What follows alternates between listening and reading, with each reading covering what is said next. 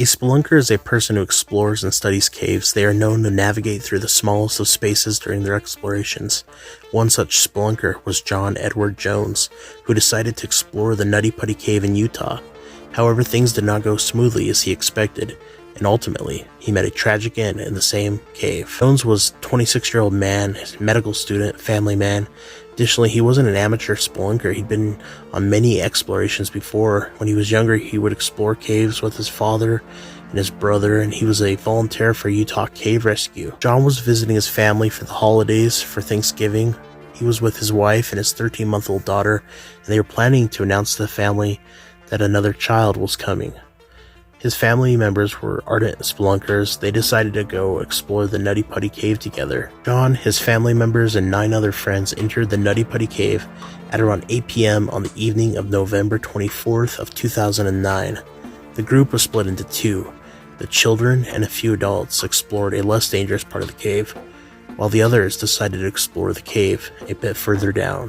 About 1 hour into the exploration, John decided to find the entrance to the birth canal, a narrow path through which spelunkers must be very careful when navigating. He found an entrance which he thought was the one, and he started to crawl through it, using his fingers, his hips, and his stomach, but soon realized that he had made a grave mistake. The narrow space that he had crawled into was barely 10 inches across and 18 inches high, and as a result, John could barely breathe. At the moment, he could only go further in. There was no option to turn around. However, the crevice engulfed him, and he could not move any further. Even though Nutty Putty was very popular, it wasn't fully mapped out. Hence, John was stuck in a crevice that was in uncharted territory. His brother Josh was the first one to find him. Josh tried to pull his brother out to no avail. In a tragic turn of events, as he was pulling at John's calves, John slid even further down into the shaft. What's worse is that he was now stuck upside down with one hand beneath him and one below.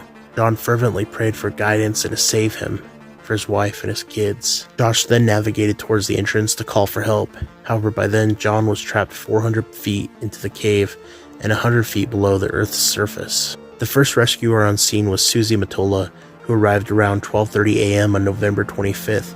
By this time, John had been trapped inside of the Nutty Putty Cave for 3.5 hours.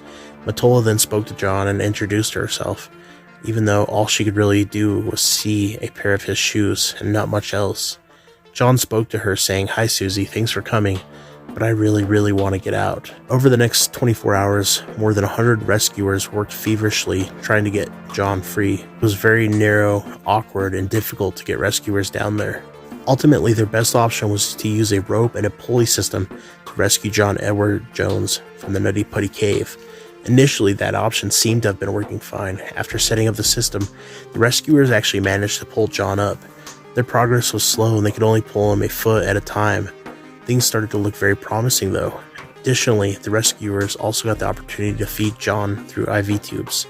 However, a tragedy struck and one of the pulleys suddenly broke. The pulley came loose at its anchor point due to the clayish rock of the cave.